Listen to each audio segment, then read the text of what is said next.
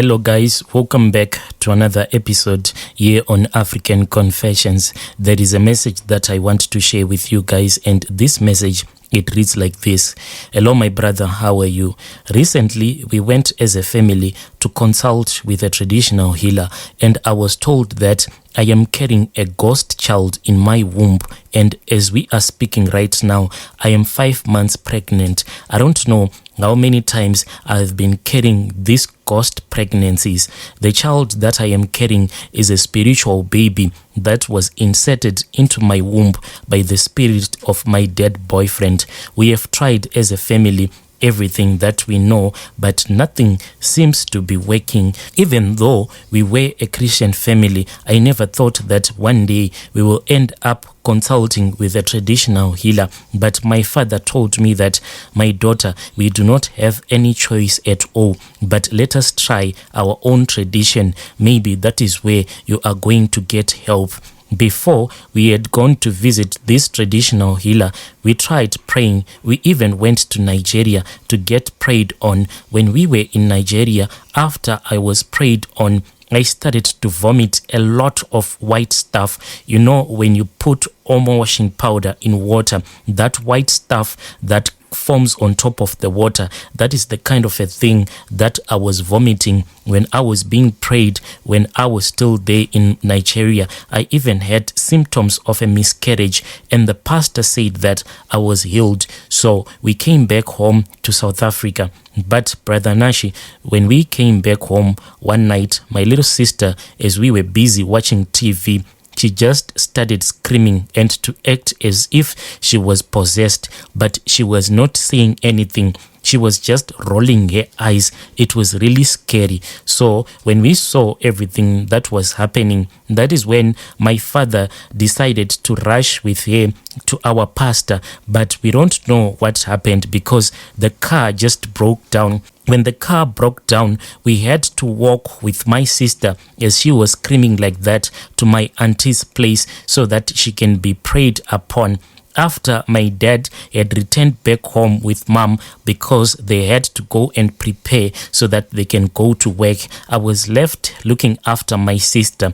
Then the following evening, that is when my auntie had to decide to call my dad because my sister was now speaking and she was talking in another language that was really scary. She was talking as if she was a man. So my auntie took the phone, then she put the phone on the loudspeaker. I don't know if demons can sense, because after my dad had said hello, that is when my sister started laughing, and she was laughing, you know, that scary demonic laugh, and she was saying, "You have decided to pour petrol into the fire, so let the fire burn." This was in 2022, and I had been sick since 2019 when my boyfriend passed away, and my parents had refused that I go and attend his funeral. But since he was the father of my boy, I wanted to go to be there at his funeral. When we went there,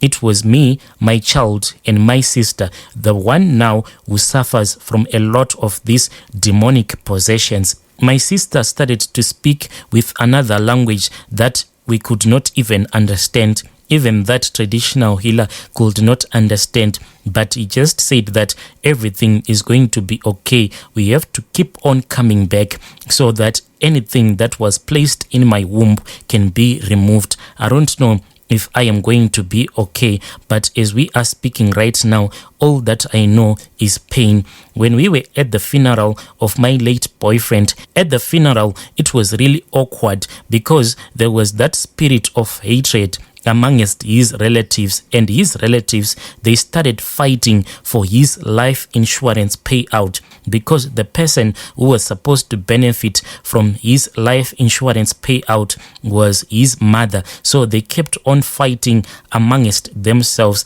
like his sisters. That is when I knew that I had made a very big mistake in my life to be there, because his relatives, from the way that they were looking at me, especially his sisters, they thought that I was there for the money, but I was just there for the sake of my son's memories, so that by the time that he grows up, he will be able to witness that indeed he was there. at the burial of his father.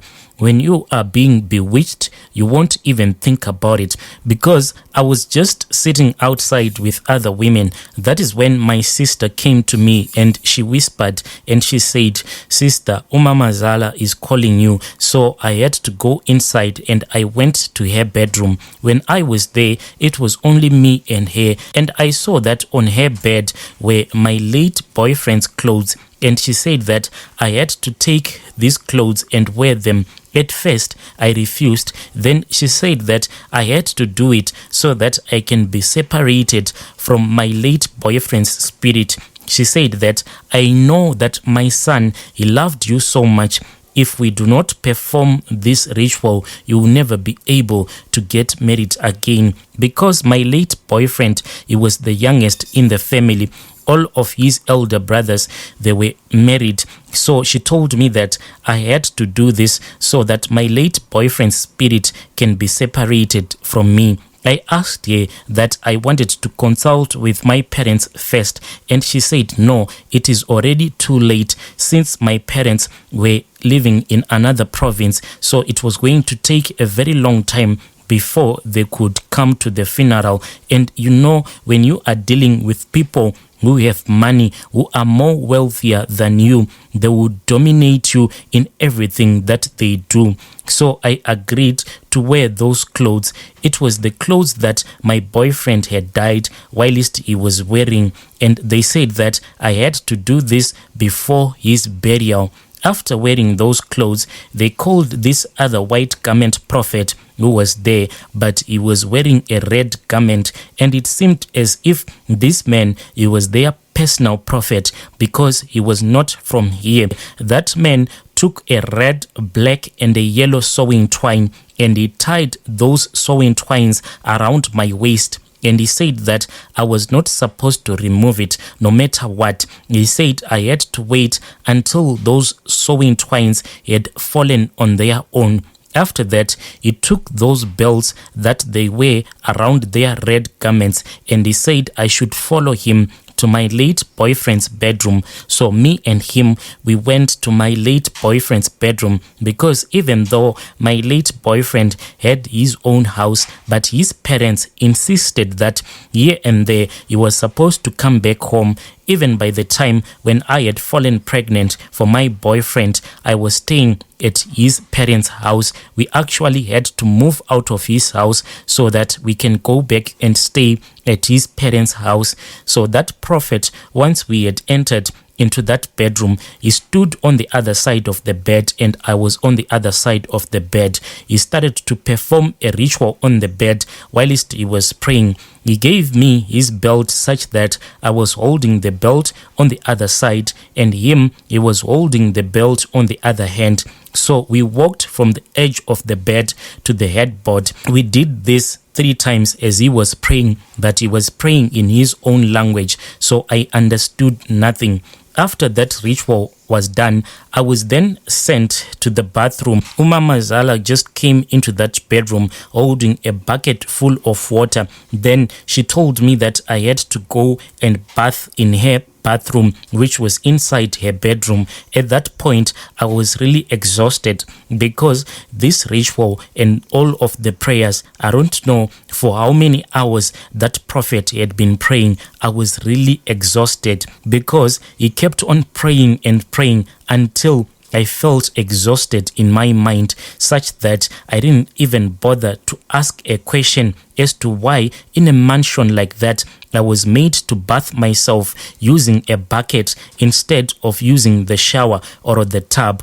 All that I wanted to do was to return back home because the trauma was just too much for me to handle.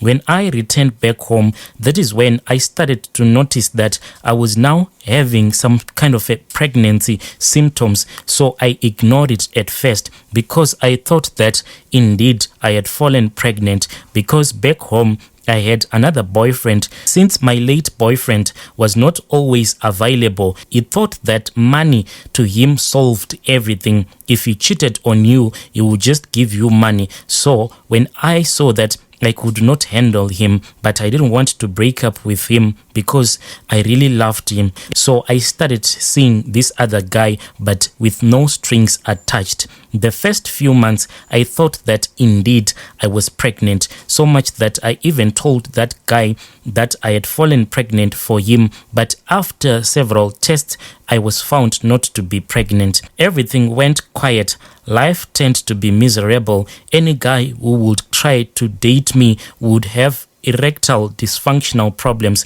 Another guy said that I was a witch. This was after sleeping with me. The day that I really can say I fell ill was when I had a dream. In my dream, I saw my late boyfriend. He was holding a baby in his arms, and this was a newborn baby. He said to me, "The baby is crying, give it some milk." So in my dreams, I then started to breastfeed that newborn baby.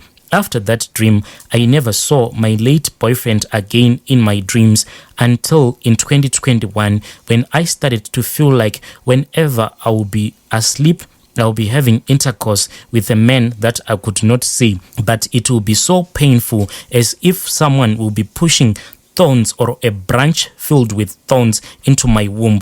This happened for several nights until I missed my period. And I started to notice that at times milk will flow from my breast, and that milk that will be flowing from my breast will not be a lot of milk, but just a few drops. I have been like this since 2021. When all of these things were happening to me, at first I thought that maybe I have breast cancer. So I told my mom. After telling my mom, we went everywhere until we ended up in Nigeria to this other pastor. And when we came back, my parents thought that I was finally okay. But when the demon spoke, that is when my father lost faith. And it seems as if what the demon said was indeed the truth, because now it seems as if we actually poured petrol into the fire, because now it is worse than before. There are days when I feel that I just want to sleep.